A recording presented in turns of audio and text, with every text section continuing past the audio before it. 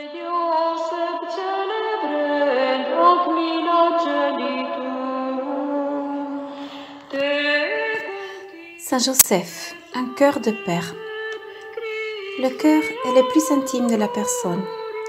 Il définit et résume son identité et sa mission. Qu'y a-t-il d'autre à dire de Saint Joseph sinon qu'il est père? Jean-Jacques Collier disait: un seul saint est destiné pour représenter Dieu le Père, tandis qu'il faut une infinité de créatures, une multitude de saints pour représenter le Christ. De toutes les grandeurs de Saint Joseph, celle-ci est la plus sublime. Il est le Père que Dieu a choisi pour son Fils. Joseph est le seul saint à représenter Dieu le Père. L'admirable saint fut donné à la terre pour exprimer sensiblement les perfections adorables de Dieu le Père. Il reflète les attributs du Père. Dans sa seule personne, il portait ses beautés, sa pureté, son amour, sa sagesse et sa prudence, sa miséricorde et sa compassion.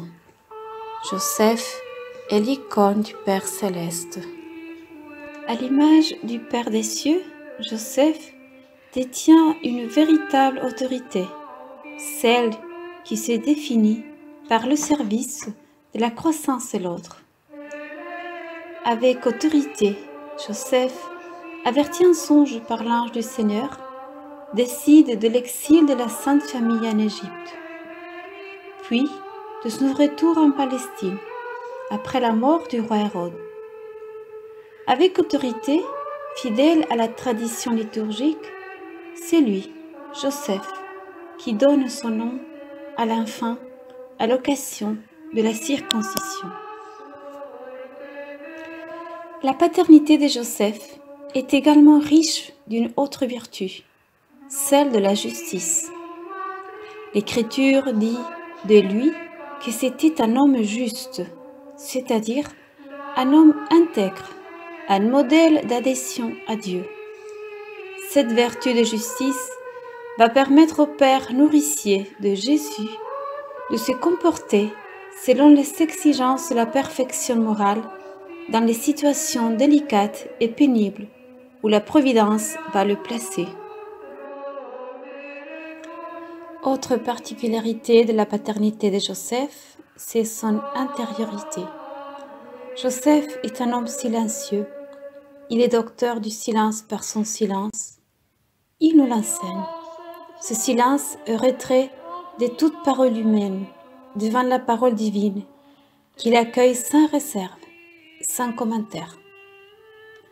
Tout discours humain serait de trop, tant la présence de Dieu excède ce que l'on peut dire. Et la dernière caractéristique de la paternité de Joseph, c'est la vertu de la douceur. Jésus s'applique à lui-même la béatitude de la douceur. Apprenez de moi que je suis doux et humble de cœur. Quelle est cette douceur dont Joseph est revêtu? Cette douceur est d'abord l'opposé de l'orgueil. La douceur est le contraire de l'amertume. Elle suppose la mort de tout intérêt.